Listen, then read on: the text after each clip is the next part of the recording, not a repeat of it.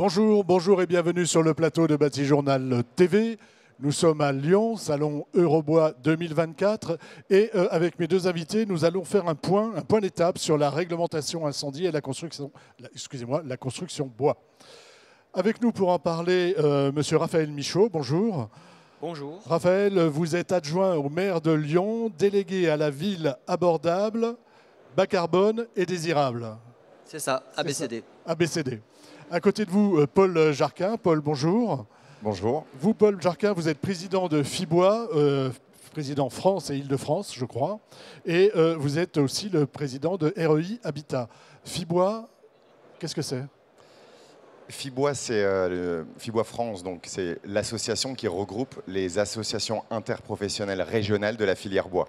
Donc on regroupe l'ensemble des métiers, de la forêt jusqu'à la construction bois et tous les usages du bois en région.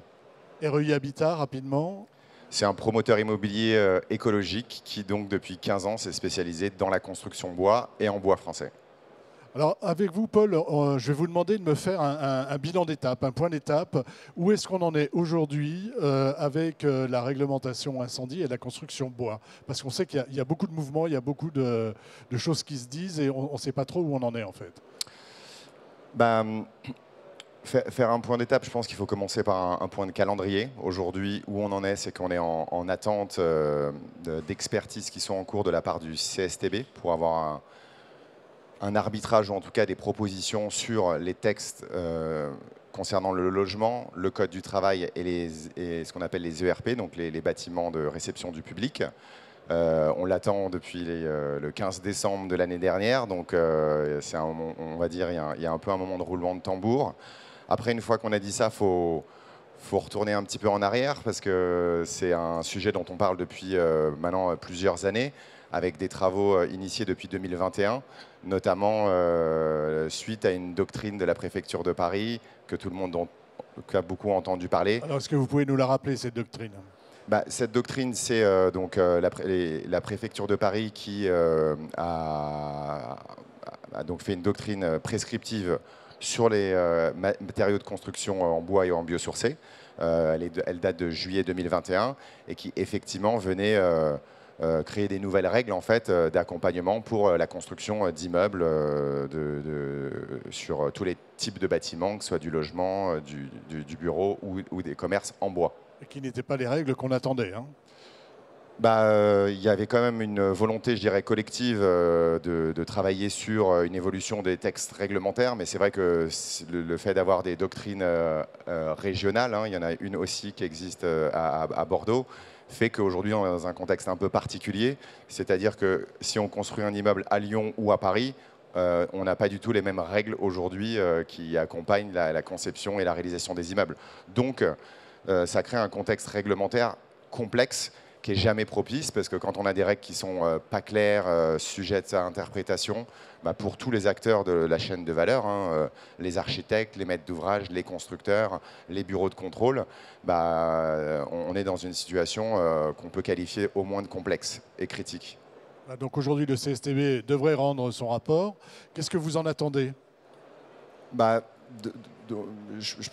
ne rentrera pas dans les sujets techniques parce que c'est quand même un sujet qui est éminemment technique, et c'est pour ça que je pense que ça met aussi longtemps et qu'il y a autant de débats et autant de réflexions. On touche à la question de la sécurité des personnes, de la vie des gens, donc c'est pour ça que les enjeux toujours prioritaires sont ceux-ci, ça nous a été répété et tout le monde est d'accord d'ailleurs sur ces enjeux-là. Et après, il y a l'enjeu de carbone. On est le premier pays en Europe grâce à la RE 2020, qui met une vraie trajectoire du carbone avec la réduction de l'empreinte carbone avec des seuils, la RE 2020 2022 aujourd'hui, 2025, 2028. Donc ça crée un vrai cap. Et l'usage du bois et des biosourcés est très important dans le cadre de cette trajectoire-là. Et donc aujourd'hui, ce qu'on en attend, si on dit les choses de façon très simple, c'est comme dans d'autres pays en Europe et à d'autres endroits dans le monde, avoir du bois par an et pouvoir mettre en œuvre du bois et avoir vraiment un développement de la filière. Voilà, parce que c'est là où il y a la difficulté, hein. J'ai eu l'occasion d'interviewer des personnes au Forum Bois Construction l'année dernière qui nous disaient aujourd'hui je ne pourrais pas construire de la même façon si on appliquait la doctrine qu'on applique, qui risque d'être appliquée, hein, c'est-à-dire cacher le bois. Et ce qu'on se disait en préparation, hein, quand on va en Suède ou quand on va aux Pays-Bas, on voit le bois tout de suite et le problème est traité différemment. Oui, et puis même, bon, c'est des anecdotes, mais qui sont intéressantes. Aujourd'hui, une partie importante du village olympique ne serait plus conforme. Donc c'est vrai que ça crée quand même une complexité de se dire on va livrer un moment majeur pour la France de construire un village olympique qui est donc partiellement en bois, avec du bois apparent dans certains endroits. Aujourd'hui, la réglementation nous l'empêcherait. Donc ça renvoie quand même à un problème de cohérence générale et de concordance voilà, du rôle aussi de l'État dans ce qui se passe en ce moment. Voilà, on a besoin de sécurité, hein, on a besoin de la sécurité incendie, un bâtiment ne doit pas brûler, mais on a aussi besoin de réduire l'impact carbone, et si on vient rajouter des couches, on rajoute du carbone, hein, en gros. Oui, c'est ça, c'est qu'après, il y a une logique, on rajoute du carbone, on rajoute du coût technique, donc voilà, il y a des études d'impact qui ont été réalisées, mais effectivement, le but, c'est de rester aussi le plus frugal possible et d'utiliser le moins de matière, parce que c'est comme ça qu'on va aussi décarboner le secteur de la construction. Alors je me tourne vers vous, Raphaël Michaud. Donc, dites-nous un petit peu quelle est la doctrine à Lyon par rapport à la construction bois, à la construction en général, la construction bois, et après comment vous abordez cette question de la sécurité incendie avec la construction bois. Comme l'a très bien rappelé Paul, à Lyon, nous ne sommes pas en Île-de-France, donc on n'est pas soumis aux réglementations incendie de la doctrine des pompiers de Paris. Donc en fait, finalement, le problème n'existe pas à Lyon, et le bois à Lyon, c'est une solution. C'est une solution parce qu'on est dans une des régions qui est le plus frappée par le dérèglement climatique. C'est là où les canicules sont les plus dures. On a eu quand même 42 degrés cet été. C'était quand même une canicule qui était exceptionnelle, qu'on n'avait jamais eu. On a explosé tous les scores. Je vous rappelle qu'en janvier, on est dans le 8e mois le plus chaud enregistré jamais sur Terre. Et à Lyon, ça nous touche directement dans nos chairs. Donc de l'atténuation, c'est évident. De l'adaptation, c'est une évidence. Et pour ça, c'est clair que l'urgence climatique que nous, on a décrétée dès 2020, elle s'est traduite en 2022 par un appui de la Commission européenne avec le programme 100 villes climatiquement neutres. Et ce réseau-là, pour nous, il est très vivant, il est très vivifiant et il nous permet de conforter ce choix d'avoir des matériaux biosourcés, des matériaux géosourcés qui sont l'essentiel de la construction à Lyon. Je suis amené, moi, chaque année à délivrer plus de 200 000 m² de surface de plancher. Donc, c'est un volume qui permet de générer un certain emballement pour avoir une filière qui se structure autour de ces mètres carrés-là. On a, depuis le 23 janvier, là, très récemment, également la Commission européenne qui nous finance ce pôle d'expérimentation et ce pôle d'innovation pour qu'on aille au-delà des réglementations et qu'on puisse s'affranchir à travers des ATEX, à travers tout ce qu'on peut de cette réglementation qui parfois nous bride. On rappelle ce que c'est un ATEX, appréciation technique d'expérimentation, voilà. Du CSTB, hein, pour les personnes qui ne sauraient pas, excusez-moi. C'est ce qui nous permet de livrer en juin un bâtiment qui fait 50 mètres. C'est en l'occurrence le collègue Woodéum qui livre Albizia à la Confluence, un bâtiment de 50 mètres. C'est le premier permis que j'ai signé en arrivant en 2020 et on est sur des solutions qui marchent très bien. C'est l'intelligence du constructeur et des pompiers du SDMIS qui a permis de dire les parties communes sont en béton, elles sont ignifugées, on n'en parle plus. Tout le reste, c'est uniquement du bois. Et pour le coup, les pompiers étaient ravis de ce qu'on avait établi. La collectivité, on s'est mis aux côtés du fabricant. Et donc derrière, on a réellement un constructeur qui peut livrer en confiance, c'est ce qu'on disait, avec une stabilité de la norme et une collectivité qui est à ses côtés pour arriver à développer ces éléments-là. Une question, je ne sais pas si vous avez connaissance des travaux du CSTB, mais est-ce que cet immeuble-là et les projets que vous signez aujourd'hui seront, si jamais on applique une doctrine beaucoup plus sévère, seront encore en phase ou est-ce qu'on se retrouvera dans la même situation que le village olympique? Alors, en France, on a la chance qu'il n'y a pas de rétroactivité des règles et que du coup, les permis que j'ai signés, ils sont conformes et on ne démolira pas l'immeuble qui sera livré en juin. Bien sûr, mais pour la suite, quoi. Pour la suite, oui, je vous avouerai que... Même si on voit donc là en Ile-de-France, on voit aujourd'hui des projets qui ont été autorisés, qui sont sur le point d'être livrés avec des permis modificatifs, ce qu'on appelle parfois des permis balais pour voilà, à assurer la conformité, où il y aurait des demandes en disant vous n'êtes plus conforme à la réglementation. Donc là, bon, ça voudrait dire qu'il faudrait soit démolir partiellement l'immeuble pour retirer du bois et y mettre du béton, ou dans certains cas venir tout encapsuler. Donc c'est vrai que ça n'a pas trop de sens. Donc effectivement... Et le village olympique est un bon exemple. On est un exemple. Non, mais c'est surtout que on a besoin de stabilité, et cette stabilité, elle s'inscrit. Le bâtiment, c'est un temps long, l'urbanisme, c'est un temps très long. Et là, quand on est en train de livrer ces jours-ci une école intégralement en bois, une maternelle de 4 étages intégralement en bois, si du jour au lendemain, on nous dit « Ah ben non, la réglementation ERP, elle a changé, vous n'avez plus le droit », si du jour au lendemain, on nous dit que le cahier des exigences techniques de la ville de Lyon, qui a été bâti avec les filières depuis 3 ans, on doit intégralement le mettre à la poubelle, que tous nos cahiers des charges, ils partent à la poubelle, tous nos appels d'offres, on peut les annuler.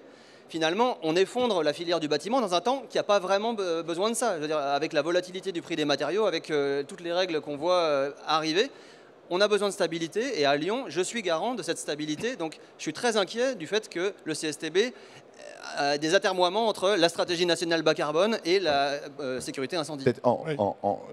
En juillet dernier, suite à une présentation au dernier forum bois donc, DGS-CGC, donc, qui avait pris la plume dans un premier temps sur les textes ERP, avant qu'il y ait une demande le ministère de l'Intérieur. Oui, voilà. On a fait une tribune, c'est des acteurs privés, des acteurs publics, tout le monde s'est un peu réuni en disant, à un moment donné, il faut aussi se mobiliser pour dire cette question d'incohérence, elle n'est pas possible. Et bon, c'est quand même important aujourd'hui de voir des élus de grandes métropoles. On a la chance d'avoir des gens, on le sent, avec des vraies convictions. Je me souviens d'échanges avec le maire du 13e arrondissement, parce que c'est un endroit où il y a eu près d'une dizaine d'immeubles en bois. Il dit à un moment donné, soit la science est présente et on peut y aller, ou soit on ne peut pas y aller et il faut qu'on nous le dise. Mais c'est vrai que il y a des moments, c'est du bon sens. Quand on voit dans les pays européens, c'est ce que vous nous disiez vous-même en introduction, que vous aviez fait des voyages d'études, quand on voit les pays européens qui, sur des projets, n'encapsulent pas en bois et qu'on a des Eurocode 5, il y a d'ailleurs une réunion très intéressante qui était à l'automne avec les représentants du gouvernement qui travaillent sur le dossier, aussi du ministère du Logement, du ministère de l'Intérieur, des CSTB et de tous les laboratoires, qui se sont fait présenter par Andrea Franghi, qui est le président des Eurocode 5 à Zurich dans son laboratoire, l'ensemble des études scientifiques qui existent en Europe et qui nous permettent de dire voilà pourquoi en Suisse on construit aujourd'hui une tour de 100 mètres, c'est ce qu'ils projettent en bois, et que dans les pays nordiques, on le sait bien, il y a un vrai savoir-faire et une culture. Donc j'écoutais la conférence de tout à l'heure sur le bois scolité, où au final il disait c'est un changement culturel, il faut comprendre que le bois scolité ne perd pas ses caractéristiques mécaniques, donc on peut le mettre en œuvre. Mais en fait c'est le même sujet, c'est qu'aujourd'hui, tant qu'on a il faut organiser une sortie par le haut de ce dossier-là. Quand je dis de tous, les acteurs privés, les acteurs publics, le ministère de l'Intérieur, le CSTB, parce que bien sûr que c'est regarder le secteur de la construction, que ce soit sur la réhabilitation ou la construction neuve, on doit le décarboner, on n'a pas le choix. Donc on a besoin d'une réglementation qui soit compatible et on doit être au moins au niveau des pays, des voisins européens qui y ont réussi. Donc une fois qu'on a dit ça, maintenant, voilà. Là, j'allais dire, il n'y a plus qu'à. Mais bon, c'est plus compliqué que ça. On sent qu'il y a quelques blocages quand même. Et d'ailleurs, les blocages, il faut bien ramener à ce qu'on veut. Il y a une stratégie nationale bas carbone qui dit moins 94% des émissions de CO2 d'ici 2050 dans la construction. Comment est-ce qu'on y arrive? Ça veut dire qu'il faut radicalement changer les manières de faire, et ça veut dire que finalement, il va falloir aussi apprendre à modifier la manière de protéger les bâtiments. Et la culture, au niveau politique, moi je suis régulièrement amené à expliquer que non, les 3 petits cochons, ce n'est pas la seule manière de voir la construction bois, et que non, les constructions bois ne sont pas amenées toutes à forcément prendre feu à la première allumette. Et pour ça, les Eurocodes quand même sont des éléments très stables et très rassurants. Et encore une fois, merci aux pompiers du SDMIS du Rhône d'arriver à expliquer aussi patiemment qu'ils savent protéger ces bâtiments-là comme les autres, et que là, pour le coup, par rapport à ça, il n'y a pas de risque plus que sur un autre bâtiment. Oui. Je prends ma casquette de patron de REI Habitat, donc là je ne parle pas en tant que promotion immobilière. Promotion immobilière. Le bois. Si je dis ça, c'est que dans les blocages, aujourd'hui, dans les laboratoires qui travaillent sur les questions relatives donc, à la réglementation incendie, en France, on a 3 laboratoires qui sont agréés, qui sont donc le CSTB, Effectis et aussi le CERIB. Mon collègue dont vous parliez, Woodéum et Guillaume Poitrénol, a toujours dit c'est un scandale que le CERIB soit en responsabilité et intervienne, parce que dans le CERIB, il y a le B du béton, dans les travaux relatifs à la réglementation incendie nationale qui concerne le bois et les biosourcés. qui paye, gouverne les structures qui financent le CERIP partiellement sont quand même des structures de la filière béton. Le CERIP, c'est la filière béton. Voilà, donc à un moment donné, il faut quand même le dire, on est le pays du béton. Assez récemment, il y a eu des suites aux travaux des Eurocode 5. Le CERIB remet en cause une partie des travaux des Eurocode 5, pas l'ensemble des autres laboratoires. Donc je pense que dans les arbitrages actuellement, bah voilà, je dis bien que là je parle pas au nom de la filière, mais ça fait partie des sujets qu'il faut aborder avec du lobbying derrière. Et c'est vrai que parfois on se demande pourquoi en France on n'y arrive pas. On peut peut-être relativiser un tout petit peu sur cette question du béton. Bah, on sait quand même, nous-mêmes qui sommes volontaires pour être pionniers dans les matériaux biosourcés, on est les premiers à mettre dans notre cahier des exigences techniques et environnementales le fait qu'on sait qu'il faudra garder un peu de béton dans des endroits où il n'y a pas d'autres solutions, dans des sous-sols, dans des fondations, dans des éléments où il n'y a pas d'autres matériaux en alternative. Donc pour moi, le plus important, c'est de ne pas faire un clivage qui serait absolument oui, manière de couper.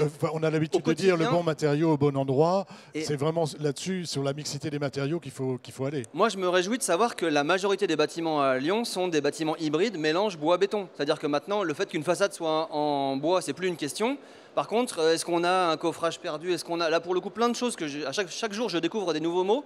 Mais l'important, c'est qu'on ait bien ces solutions mixtes qui apparaissent, qui permettent aux maçons de se former à des solutions qui sont hybrides et petit à petit de passer sur des solutions qui soient beaucoup plus bas carbone que ce qu'on a à ce jour. Mais je ne suis pas sûr qu'il y ait besoin d'un clivage. Par contre, il faut que chacun reste à sa place sur le béton traite du béton et le bois est géré par ceux experts du bois. Moi là j'étais pas tant dans les projets, effectivement on n'est pas en train de dire que dans les 5 ans qui viennent la filière bois on va tout faire 100% bois, même les parkings, même si j'ai vu des belles choses en Suisse où il y avait même les parkings qui étaient faits en bois. Sur les projets, oui il y a de la mixité, il y a toujours de la mixité, effectivement, que ce soit au niveau des rez-de-chaussée et de la complémentarité entre les matériaux. Moi, là, j'étais vraiment sur ces travaux qui doivent aboutir sur les questions de réglementaire. Les problématiques, c'est les règles. C'est quelles règles et que la règle s'applique à tous. Aujourd'hui, le fait qu'on ait des doctrines dans différentes régions, que sur certains projets, on ait des bureaux de contrôle, des équipes techniques qui disent est-ce qu'il faut tenir compte de la doctrine de la préfecture de Paris? Est-ce qu'il faut tenir compte de la proposition du ministère de l'Intérieur au dernier forum bois, même si elle n'a pas été finalisée? Nous, on voit dans des projets des bureaux de contrôle qui disent « Ah, mais moi, j'anticipe la future réglementation, donc je tiens compte de… » Donc, parce que, et aujourd'hui, à part d'être un maître d'ouvrage ou des élus, parce qu'on en voit des élus de certaines grandes métropoles qui aujourd'hui s'inquiètent. On n'a pas la chance d'avoir dans toutes les métropoles des élus, je dirais, aussi engagés et aussi, j'ai envie de dire, sachants sur les questions. Et donc, il faut qu'on sorte de ce contexte réglementaire pas unifié. Hein. Et on en a vraiment besoin pour ensuite. Et ensuite, il y aura des travaux qui sont déjà prêts, scientifiques, complémentaires si besoin, avec les instituts technologiques, notamment du FCBA de la filière bois et les laboratoires, pour continuer à faire avancer, je dirais, les règles. Donc voilà, on est dans ce moment entre, on attend de voir quels vont être les arbitrages du CSTB. En même temps, dire faut aller vite, mais ça va vraiment dépendre parce qu'une fois qu'on aura écrit une réglementation, la dernière des années 80, donc on est parti sur 20 ou 30 ans. Donc il faut à la fois prendre le temps. 40. Hein, 40, ouais. Donc voilà, on est parti. Donc là, ça fait 2 ans qu'on est dans une situation complexe, on va dire, depuis 2021. Mais on est à la fois dans… Et c'est vrai que là, en ce moment aussi, quand on entend que comme on n'a pas de ministre du Logement, c'est difficile d'avoir des arbitrages. Parce qu'on le sait depuis le début, c'est quand même aussi le ministère du Logement, via la DHUP, qui porte la réglementation énergie RE 2020. Donc il dit, nous, on a besoin quand même d'un cadre réglementaire qui est propice et qui nous permettra de mettre en œuvre les seuils de la réglementation, que le marché s'y prépare et qu'on ait un cadre clair qui permette effectivement de la stabilité, de la vision de moyen long terme et qu'on puisse se projeter effectivement à faire des immeubles. Et à partir de 2028-2031, l'usage du bois et des biosourcés est quasiment obligatoire pour atteindre les niveaux. Donc vous êtes déjà au niveau 31 là, pour l'instant, les objectifs de la ville de Lyon. on a choisi d'avoir des objectifs qui soient justement non alignés sur des réglementations parce que pour l'instant, il y a beaucoup d'incertitudes. Donc on a été obligé de s'en décorréler. Par contre, c'est sûr que dans les dernières consultations qu'on a pu faire, comme sur la tour Guyot-Bourdex, on a été amené à attribuer des lots et à vendre des terrains pour des constructeurs qui s'étaient engagés à faire le 2031 en disant « nous, on sait faire ». Donc ICAD, Redman, ils y vont et ils disent « on sait faire, on vous sortira en 2027 des bâtiments qui ont la norme 2031 ». Donc on essaye de préfigurer, on part du principe que le matériau doit être majoritairement biosourcé, ou géosourcé, et qu'on arrive derrière à réduire la portion du béton à son strict nécessaire. Mais décréter qu'on veut tout en 2031, alors que pour l'instant, ni les matériaux, ni les bureaux... Enfin, pour le coup, la filière est encore en train de se bâtir. Donc voilà, c'est avant tout l'investissement public qui nous permet... N'allons pas trop vite, essayons de faire les choses on le garde sur les équipements publics. Une réglementation incendie qui nous soit favorable, on va dire. Oui, cohérente. Parce que favorable, cohérente. En fait, favorable, on aurait l'impression de se dire que oui, on veut favoriser le bois. Non, on veut quelque chose qui utilise aussi les travaux faits à l'échelle de l'Union européenne.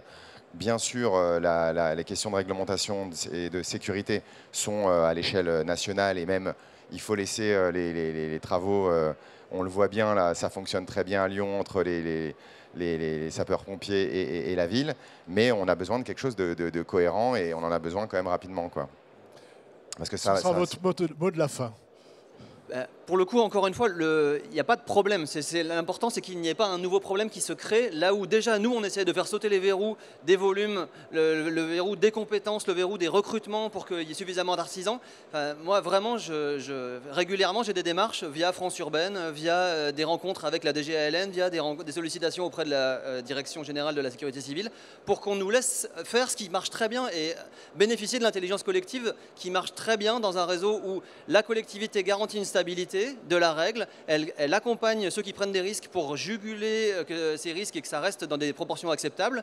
Et au final, encore une fois, venez à Lyon, comme le font déjà les Européens, pour aller voir des bâtiments intégralement en bois, des bâtiments où le bois est visible, des bâtiments en terre, en pisé, pour le coup, en pierre massive. Enfin, c'est vraiment notre succès, c'est qu'on arrive à avoir des bâtiments qui sont en chantier.